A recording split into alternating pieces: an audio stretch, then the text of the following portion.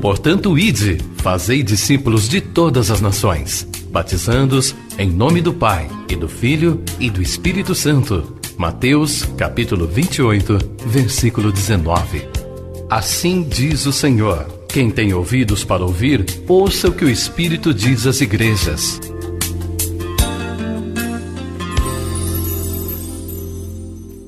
Deus, em nome de Jesus, muito obrigado, Senhor, por esse dia, por tudo que o Senhor nos permitiu vivermos nele até aqui. Obrigado por este culto, por esse tempo de comunhão, de louvor e adoração. Tu és digno, Deus, de toda honra, toda glória e todo louvor. Nós nos sentimos felizes, honrados em poder te louvar. Agora, Deus, nós temos esse tempo de reflexão na sua palavra e queremos pedir que o teu Espírito Santo use ela para falar conosco. É no nome de Jesus que nós oramos e te pedimos, fale conosco através da sua palavra. Em nome de Jesus. Amém. Todo o capítulo 20 de João fala da ressurreição. Embora tenha outros temas no capítulo 20, o assunto predominante aí é a ressurreição de Jesus. O versículo 15 diz assim: perguntou-lhe Jesus: mulher, por que choras? A quem procuras? Ela, supondo ser ele o jardineiro, respondeu: Senhor, se tu o tiraste, dize-me onde o puseste, e eu o levarei. Amém. Somente o versículo 15. Apesar de termos lido o versículo 15, eu queria ficar apenas com a segunda pergunta de Jesus. A primeira foi: por que choras? E a segunda é: a quem procuras? Vamos refletir nesse curto espaço de tempo que temos sobre essa pergunta de Jesus no dia da ressurreição a uma mulher que procurava por ele. Ele sabia que ela procurava por ele e mesmo assim ele perguntou para ela: a quem procuras? Nós sabemos que a importância de um dia, qualquer dia importante, você deve ter dias importantes na sua vida. O município tem, o estado tem, a nação tem dias marcados, chamado de dias importantes. A importância de um dia está no fato daquilo que aconteceu naquele dia. Se foi uma vitória, se foi uma descoberta, se foi alguma coisa brilhante, faz aquele dia ser relembrado para sempre. O dia de hoje, que é o dia que se celebra a ressurreição de Jesus, ele é o dia mais importante de todos os dias da história da humanidade. Um dia, quando não houver mais o tempo cronos, calendário, lá na eternidade, quando nós, na glória, nos lembrarmos de todos os dias que a humanidade viveu, e tudo de grande que aconteceu na humanidade, fica imaginando no dia que Deus estendeu os céus, o dia que Deus ordenou o aparecimento da terra seca, o dia que o mar vermelho se abriu, o dia que caiu o maná do céu, o dia que Jesus ordenou ao mar, o dia que ele ressuscitou Lázaro. São dias inesquecíveis na história da humanidade. E muitos outros, o dia que o sol parou, o dia que o povo de Deus venceu grandes batalhas. São dias que são grandes memoriais. Mas nenhum dia, nunca, jamais na história da humanidade vai se comparar com o dia da ressurreição de Cristo. É o maior dia de todos os dias. Porque antes desse dia chegar o dia de Jesus vencer a morte, tudo era uma promessa. Tudo. O Salvador que viria, a remissão da humanidade, o perdão dos pecados, a ressurreição dos mortos, tudo era uma promessa. Não era um fato. Foi a partir da ressurreição de Jesus que tudo se tornou uma realidade. Então esse dia, ele é o maior dia da história da humanidade. Nada supera o que aconteceu nesse dia. Então por isso nós chamamos de um grande dia, porque foi o dia em que o próprio Deus se fez homem e, sendo homem, se entregou à morte de cruz para morrer a nossa morte. E através da morte dele, ele deu vida a tudo que estava morto, ou seja, ele sustenta o universo, toda a criação, e todas as coisas que existirão estão sustentadas na ressurreição de Jesus. Se Jesus não tivesse ressuscitado, nada existiria. Nada. Toda a criação estava comprometida. Toda a criação estava maldita. E sem a ressurreição de Jesus, seria o fim de tudo aquilo que Deus havia criado. Apesar desta grande importância que tem esse dia, dá uma olhada à sua volta e vê como é que o mundo celebra esse dia. E aí você pode pensar da seguinte forma: como no tempo do conhecimento, no tempo da ciência, hoje o homem tem uma capacidade de investigar que nunca teve, de descobrir coisas como nunca teve. Nós estamos vivendo no futuro. Tempo do conhecimento, tempo da ciência. E como um dia como esse é celebrado como é celebrado no mundo. Com festinhas, com comércios, com docinhos, com felicitações vazias. Como a humanidade entrou por esse caminho e perdeu o significado do maior feito da história da humanidade, e em prol da humanidade, e a própria humanidade agora menospreza este grande feito de Deus, o maior feito, o maior dia, e o celebra de uma forma afrontosa, de uma forma bizarra, de uma forma grotesca, imprudente, como é celebrado a Páscoa do Senhor. Aí a pergunta de Jesus para aqueles que procuram por um Cristo depois da sua morte: o que é que você está procurando? A quem procuras? Então o dia da ressurreição de Jesus é um fato a ser lembrado e adorado para sempre. Começa aqui na terra, isso será para sempre no céu. Mas também é um fato a ser contestado e negado. Os inimigos da cruz não querem saber de cruz, eles não suportam esse assunto. Assim como este assunto é importante para aqueles que se importam com a vida, o assunto é tão importante também para aqueles que estão do outro lado. Eles precisam de alguma forma encobrir a cruz, mascarar a ressurreição de Jesus. Fazer alguma coisa diferente para que com o tempo, com o passar do tempo, as pessoas esqueçam o que de fato Jesus fez naquele dia. E não precisa ser muito esperto para ver a proeza que o inimigo está conseguindo na humanidade. As pessoas passam por um dia como hoje e elas, a grande maioria, mal se lembra ou mal sabem do que aconteceu nesse dia. Então é um fato que ele traz revelações celestiais, mas também a ressurreição ela está rodeada de mentiras diabólicas, de enganos mundanos, de paralelos sem precedente. Nenhum assunto é tão interessante para o inimigo como a ressurreição de Jesus. É preciso negar isso de alguma forma.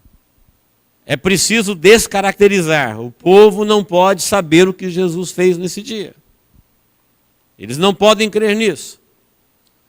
Dê a eles qualquer outra coisa, menos o verdadeiro significado daquilo que Deus fez naquele domingo de Páscoa, também conhecido como domingo da ressurreição. No curto espaço que nós temos, eu quero convidá-los a pensá-los dessa forma, que existem revelações celestiais escritas e preservadas aqui diante da nossa mão por mais de 2 milênios. Embora o mundo tenha criado toda sorte de pano de fundo, de atalhos, de crendices, de religiosidade, de comércio, não vamos citar aqui, porque ficaríamos muito tempo e não vale a pena, mas você sabe tudo que existe em volta da semana da Páscoa e da semana da ressurreição. No capítulo 20, no versículo 1, lá fala no primeiro dia da semana, o sepulcro está aberto. Maria Madalena foi ao sepulcro de madrugada, sendo ainda escuro, e viu que a pedra estava revolvida. É 5 da manhã, aproximadamente 5 da manhã do domingo, e todo mundo saiu dali do sepulcro na sexta, e ele estava selado. Uma grande pedra foi rolada e fechou a porta do sepulcro.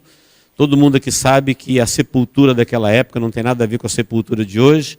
Imagine uma pequena caverna numa rocha, e a entrada dessa caverna é vertical, e uma pedra enorme foi rolada, fechou a entrada da sepultura. Era uma sepultura nova, e além dela ser uma pedra muito pesada, ela foi selada, ou seja, foi colocado um lacre, que o menor movimento que fizesse ali mostraria a violação. E esse lacre era de Roma, então mexer naquele selo seria uma afronta a Roma. Foi colocado ali 16 soldados para fazer 4 turnos de 4 horas, de 4 soldados cada vez, para cobrir as 24 horas, porque os religiosos aconselharam as autoridades da época, dizendo: esse homem disse que vai ressuscitar ao 3º dia, então vamos cobrir essa sepultura, vamos guardar ela, porque se os discípulos vierem aqui roubar o corpo dele e falar que ele ressuscitou, o seu segundo engano será maior do que o primeiro. Então vamos proteger essa cova. E assim foi feito. Mas aconteceu algo que não está relatado aqui em João, mas se você quiser depois você lê, Mateus dá mais detalhes, em Mateus 28:1, diz que às 5 horas da manhã, um pouquinho antes do clarear do dia, ainda estava escuro, teve ali um terremoto, um anjo com cara de relâmpago, não sei nem o que é isso. Faço uma ideia de anjo e sei o que é relâmpago. Mas um anjo com aspecto com parecer de um relâmpago, quebrou o lacre, rolou a pedra, sentou em cima dela e abriu a sepultura. Os guardas que estavam de hora ficaram como mortos, não fugiram. Ficaram aterrados, como mortos. E este foi o cenário que as mulheres que foram lá de manhã encontraram. E o anjo falou para as mulheres: olha, não tenha medo. Vocês não precisam ter medo. Entra aí dentro, veja aí. Já sei, vocês estão procurando Jesus Cristo, não é? Ele não está mais aqui, ele já ressuscitou. Entra, veja, olha aí, vê aí. E depois vá falar para os discípulos. E depois vão para onde ele falou para vocês irem para encontrá-lo lá. Ele não está mais aqui, não tenha medo. No final do capítulo 20, você vai encontrar o seguinte versículo: todas estas coisas foram escritas para que creiais e crendo tenhais nele vida no seu nome. Tudo poderia acontecer de uma outra forma. Mas a aparição do anjo, rolar a pedra, o próprio testemunho dos guardas, Deus, Jesus, está deixando pistas, deixando um caminho claro do que ele está fazendo para aqueles que vão crer. É lógico que ali também vai nascer grandes mentiras diabólicas, porque depois do fato, quando os soldados foram relatar para as autoridades o que havia acontecido, diz a Bíblia que eles receberam dinheiro, muito dinheiro, para dizer que os discípulos vieram à noite e roubaram o corpo de Jesus, para não contar aquilo que aconteceu. Vocês não falam nada de anjo, não falam da pedra rolada, do lacre romano sendo violado, e você imagina no dia seguinte, por isso que eu falo que o dia da ressurreição que aconteceu naquele sepulcro é um lugar de revelação para o povo de Deus, mas é um lugar que também nasceu dali mentiras de toda sorte, para agradar todo tipo de público, inclusive mentiras diabólicas. Você pode imaginar soldados romanos livres depois de terem o corpo que eles guardavam sendo roubado e gastando uma graninha extra ainda no comércio. Jamais um soldado romano viveria se aquilo que ele está aguardando fugisse. E a punição e a morte para um soldado que deixasse um preso, ou um símbolo do Estado ser ultrajado a ponto de afrontar Roma, a morte era tão violenta e tão cruel, que geralmente, quando ele cometia esse erro, ele já se suicidava, ele tirava a sua própria vida. Quando Paulo estava preso, e o anjo balançou o cárcere quando eles cantavam, Paulo e Silas, quando eles cantavam e oravam por volta da meia-noite, e todas as celas abriram, o carcereiro de Filipos, quando ele viu as celas abertas, ele já puxou a espada para se matar. Por quê? Não existia a menor hipótese de alguém deixar um prisioneiro fugir e viver. Ele só não se matou porque Paulo gritou e falou assim, não te faças nenhum mal, porque ninguém fugiu, está todo mundo aqui. A cela está aberta, mas ninguém foi embora. E aí Paulo prega para eles, os irmãos conhecem o texto. Quando Paulo estava viajando para Roma, que ele apelou por ser um cidadão romano, Paulo ia ser linchado. Olha o medo e o respeito que Roma impunha. Quando eles iam linchar Paulo, que ele falou, sou romano, acabou toda a agressão.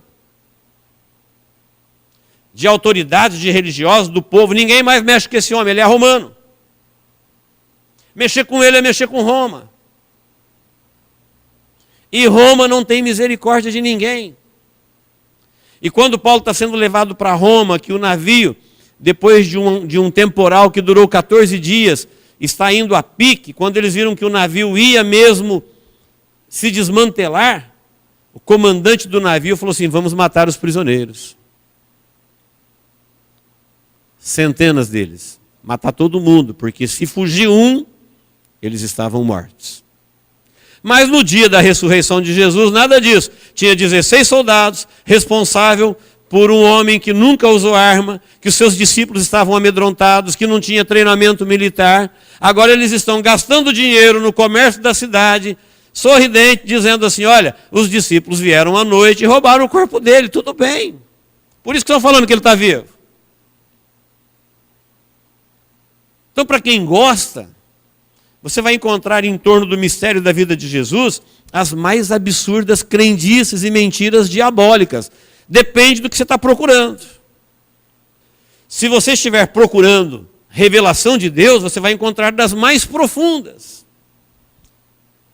das mais curadoras, das mais abençoadoras, de alcance eterno. Mas daí a pergunta de Jesus, depende do que você procura. Então ali também nasceram as mais terríveis mentiras. E essa mentira do roubo do corpo de Jesus, tem lugares que ela é acreditada até hoje. Capítulo 20, no versículo 5, você vai ver que as mulheres, depois de receber a ordem do anjo de entrar e ver, e depois falar para os discípulos, elas correram e contaram para os discípulos. Pedro e João saíram correndo para lá. João, contando o fato, diz que ele chegou primeiro na porta do túmulo. Pedro chegou depois. João ganhou de Pedro na corrida. Mas parou na porta do sepulcro e não entrou. Esse negócio de morto, sabe que não é todo mundo que encara, né? Defunto, morto, assombração...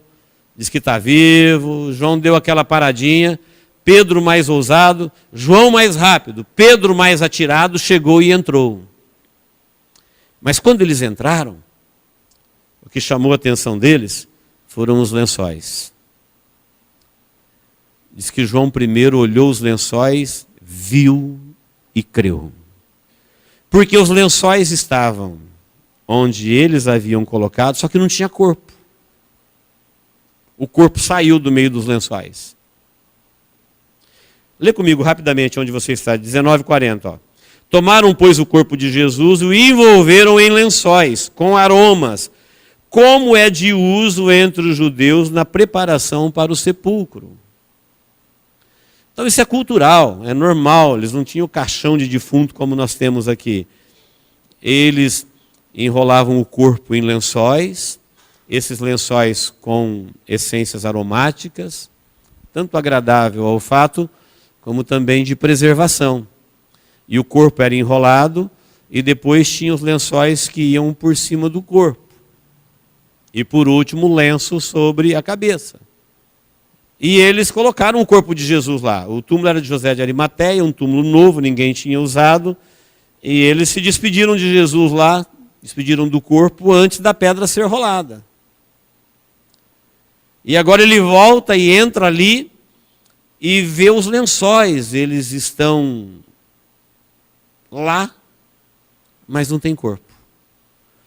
E o lenço que estava sobre a sua cabeça está dobrado. Não está jogado, ele está dobrado à parte.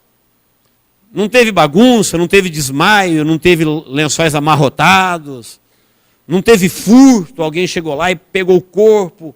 Não. Não teve um arrebatamento de espírito para falar, não, foi espiritualmente, o corpo está lá. Ó, ele ressuscitou espiritualmente. Não, o corpo não está lá. O anjo abriu o túmulo, não foi para Jesus sair, foi para as mulheres entrar, para testemunhar. Foi para Pedro e João entrar, porque eles não podiam fazer isso. A mentira dos guardas, por quê? Como é que eles vão agora encarar um anjo que tem aspecto de relâmpago? Que deixou os guardas aterrados, meio mortos, tá? Parece que está morto, parece que está vivo. Mas eles estavam vivos, eles não morreram. Então os lençóis e o lenço, sem o corpo, mas se não tem corpo, quem foi que dobrou esse lenço bem dobradinho e colocou à parte? Aí Pedro e João olham para isso e ele falou assim, verdadeiramente ressuscitou. Creram. É ele. Era aqui que estava o corpo dele. Existe em cada fato disso que aconteceu nesse dia, mensagens profundas de Deus, digitais, pegadas, caminhos, para aqueles que estão olhando. Tem muita gente que vai olhar o túmulo e não vai ver nada. Tem muita gente que vai olhar para esse dia e não vai ver senão uma comemoração social ou religiosa. Mas ele não vai perceber uma mensagem de Deus profunda para o coração dele, porque ele está morrendo ali, é por mim e por você. Ele falou, eu desejei muito comer convosco dessa Páscoa antes do meu sofrimento. Ele não está falando assim, meu sofrimento será intenso por tua causa. É por sua causa agora que eu vou sofrer jogando no rosto. Ele falou, não, eu estou feliz em sofrer por você. Estou feliz em morrer por você. Estou contente em comprar você com o meu sangue para você ser meu. É exatamente isso que eu quero fazer. Mas você pode compreender isso, entender isso, aceitar isso e crer nisso. Devido à cegueira humana, devido à ação diabólica no mundo, na época do conhecimento, no apogeu do conhecimento científico, nós estamos celebrando esse dia, nós, o mundo de hoje, celebrando esse dia, comendo chocolate. Ou cruzando mensagens, que muitas vezes não tem nada a ver com a revelação do Cristo na cruz. O anjo está dizendo para as mulheres, entra aqui na casa da morte, vem cá ver. Vê se você consegue entender o que foi que aconteceu aqui hoje. Lembra que toda a criação foi maldita por causa da rebelião que trouxe a morte? Sabe quem acabou de morrer? Entra aqui no túmulo, que é a casa da morte. Vem cá ver, a morte acabou de morrer. Está profetizado aqui o seu fim. Que morte que acabou de morrer? Toda a morte daqueles que têm o Senhor da vida. Ele está dizendo, entra aqui no túmulo e você vai ver aqui que a morte, se você crer e aceitar o que aconteceu aqui, ela pode morrer na tua vida também. Ela não será sua companheira para sempre. Vem cá ver o que Jesus acabou de fazer.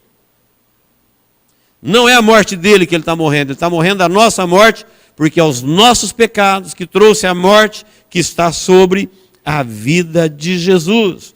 Então ele está dizendo para as mulheres, abaixe, olhe, entre aí, testemunhe o que está acontecendo aqui.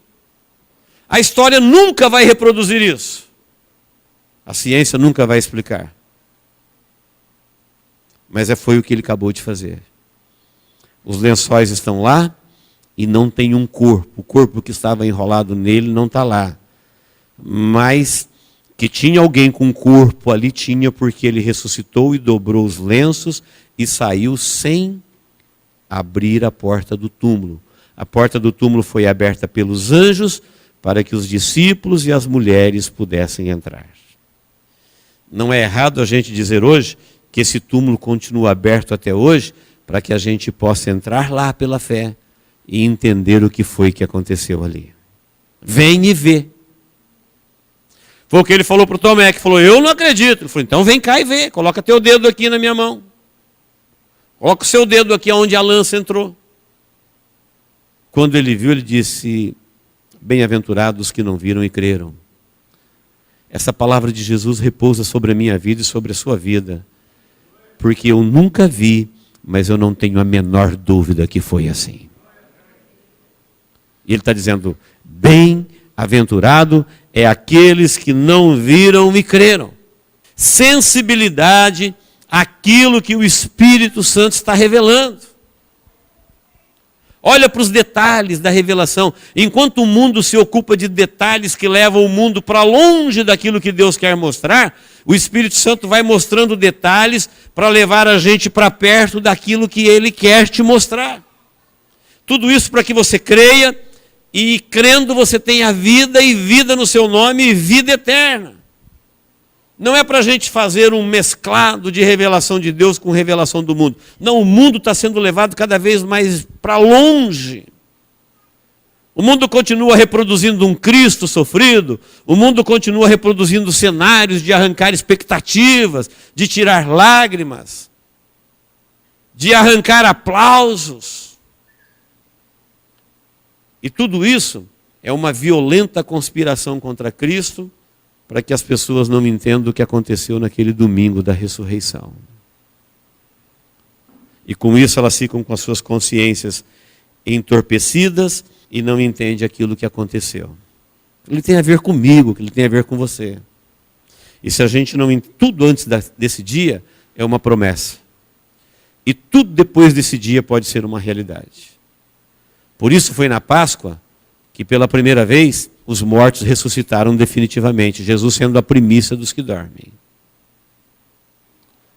Por que não ressuscitaram antes? Porque Jesus não tinha vencido a morte.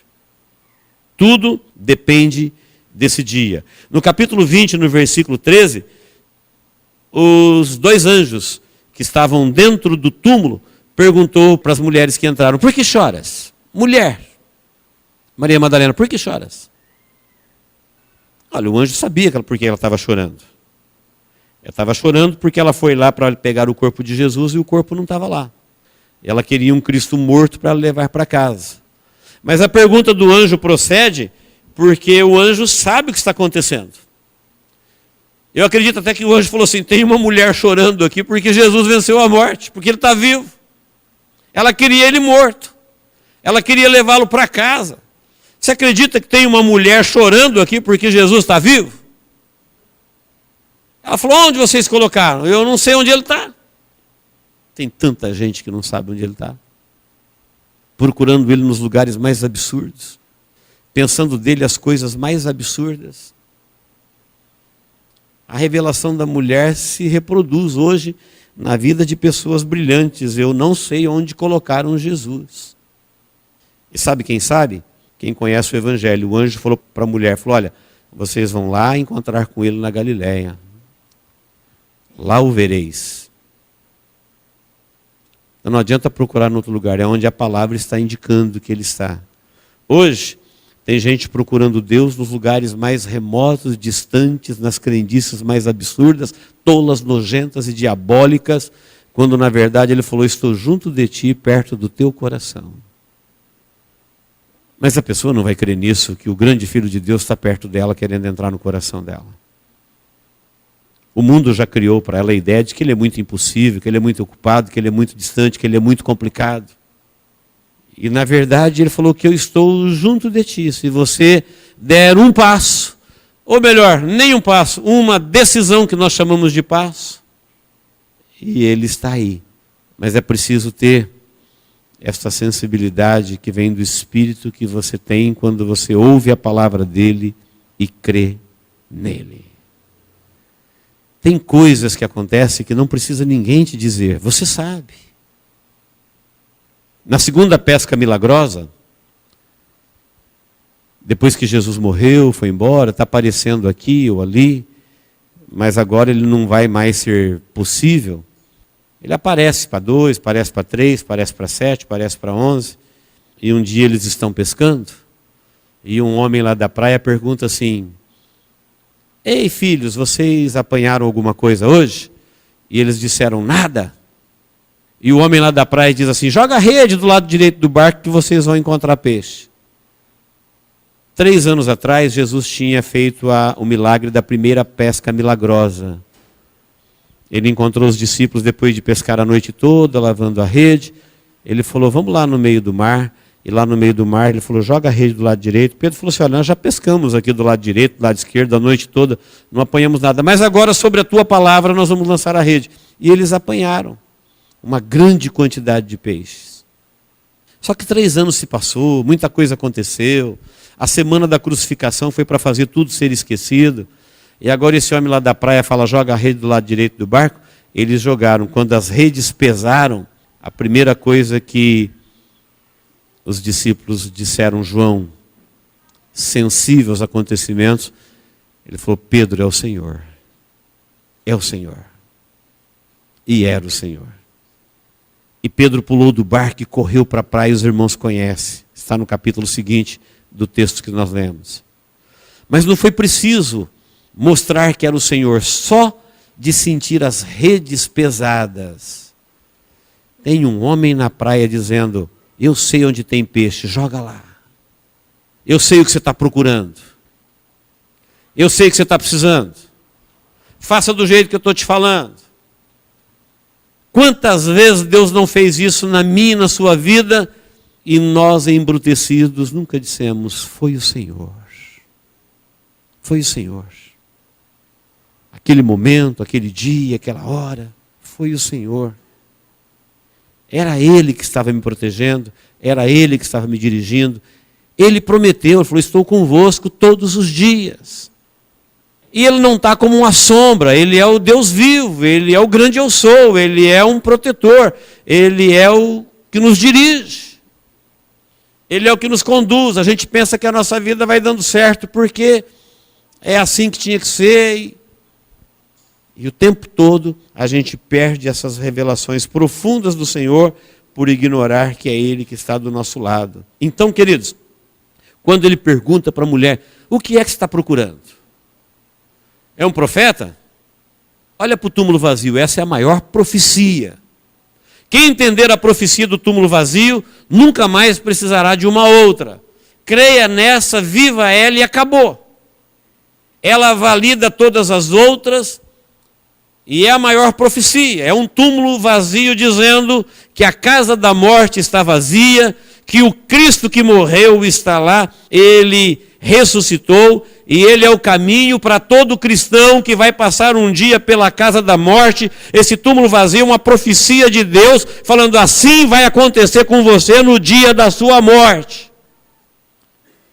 Ou não é isso que está procurando? Não, não é isso que eu estou procurando. Eu queria saber da chave do carro, da chave da casa, da sorte no amor, da prosperidade. Ah, então não é isso que você procura? Então não é aqui que você vai encontrar. Você vai encontrar isso aí na religião dos homens, nos falsos mestres, naqueles que estão se distraindo com as coisas que não é Deus que está mostrando, nos atravessadores. O que é que você está procurando, mulher? É um profeta? O que você está procurando? Um milagreiro, aquele que faz milagre? Está sentindo falta dos milagres? O que você está sentindo falta? Daquele que te ensinava todos os dias, do grupo? Ou você está procurando o Cristo, Filho do Deus vivo? Se você está procurando o Cristo que havia de vir, o remidor da humanidade, aquele que veio morrer para que você não morra, para te reconciliar com Deus, te dar a vida eterna, então fique sabendo, Ele já venceu a morte. Ele já está vivo. Entra aqui e veja, a casa da morte está vazia. E se Ele vive, nós que cremos nele, que fomos comprados com o seu sangue, com Ele viveremos. Não tem coisa mais interessante do que isso para uma pessoa que está condenada à morte. Aí a pergunta de Jesus: o que é que você está procurando? É o Salvador? Então fique sabendo que a partir de agora, Ele não é mais o filho de Maria, Ele não é mais o homem de carne e osso, ele não é mais o profeta que anda nas nossas ruas. A partir de agora é pela fé. Ele continua conosco, mas você não mais o verá. Mas você pode senti-lo. À medida em que você crê, à medida em que você fica sensível aos atos e aos feitos de Deus que acontecem na sua vida. Então, não tem como você levá-lo para sua casa. Não tem como você ficar chorando. Isso daí é para aqueles que querem o Cristo de Roma. O Cristo de Roma é um Cristo para ser lamentado, reproduzido. O Cristo dos cinemas. Para todo ano as pessoas verem um artista reproduzindo a sofrimento e voltando triste, batendo no peito, meneando com a cabeça, dizendo como pôde. Jesus não quer comoção. Ele falou para as mulheres que choravam e batiam nos peitos, falou: filhas de Jerusalém, não chorem por mim, chorem por vocês. Porque dias virão, e profetizou a derrocada de Jerusalém. Então, se ele quisesse comoção, ele não quer comoção, ele quer compreensão, a revelação daquilo que ele está fazendo ali. E no versículo 21 ele diz: como eu fui enviado por meu Pai e cumpri com a minha missão, agora eu vos envio a vós. Vocês é que são testemunhas agora daquilo que Deus fez lá no Calvário, lá no sepulcro, na vida de vocês, para que todos aqueles que conheçam vocês possam, através de vocês, conhecer aquilo que Jesus fez também por eles.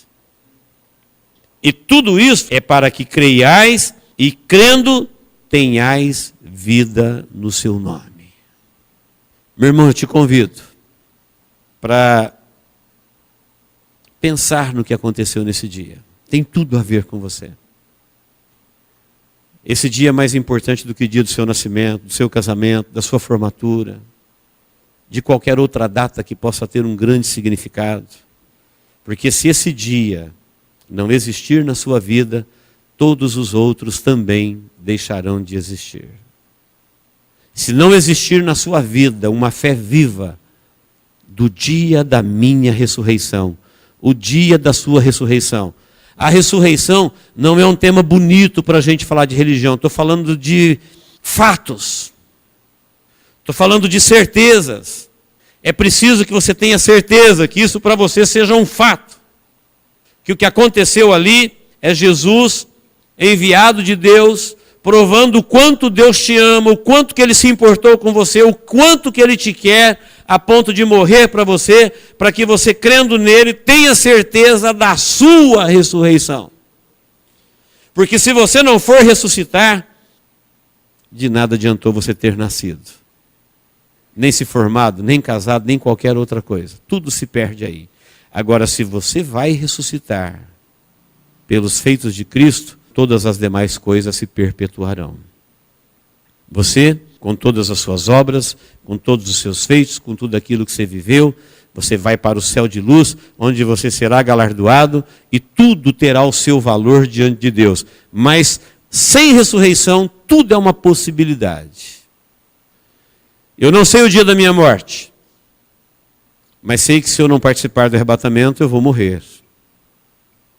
Esse dia, eu não sei que dia que é, mas ele já existe. Portanto, eu não sei também qual vai ser o dia da minha ressurreição. Mas ele já existe. Mas uma coisa eu sei, existe o dia da minha morte, mas também existe o dia da minha ressurreição. Creio tanto em um quanto no outro. Da mesma forma. Não é sem explicações, não tem corpo para mostrar, mas tem evidências.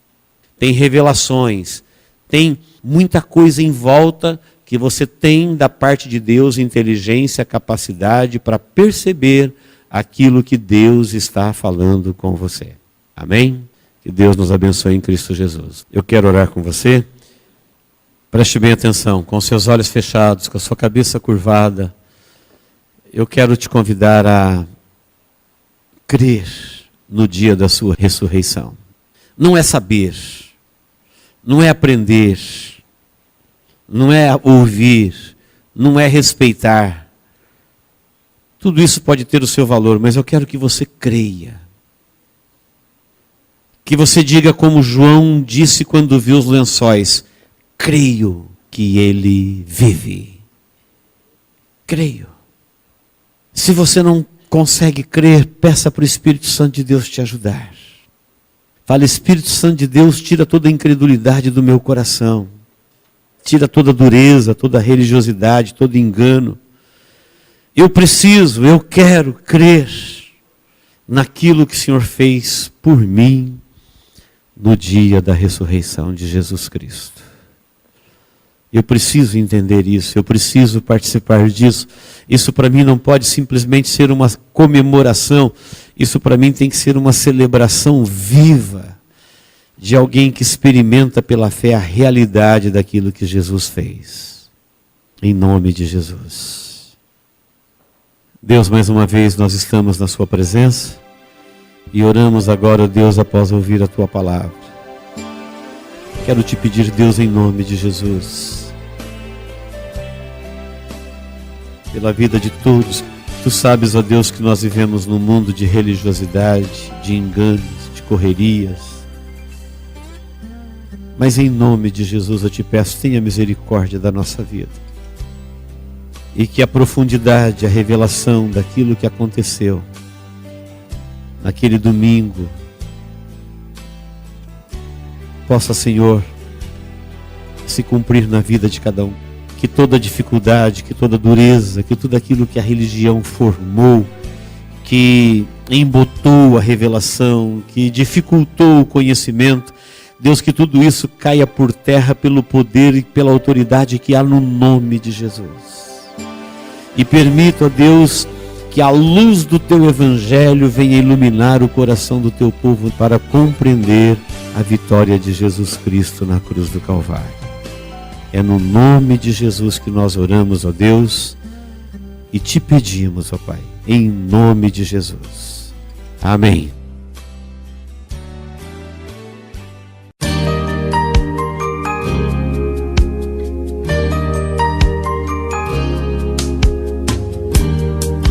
Esta mensagem foi gravada ao vivo quando ministrada na Igreja Evangélica Manancial. Este tema e outros mais estão à disposição do público a preço de custo, com o único objetivo de proclamar a palavra de Jesus nestes últimos dias. Adquira, ouça, creia, pratique e presenteie alguém que você ama com esta mensagem, a palavra de Deus.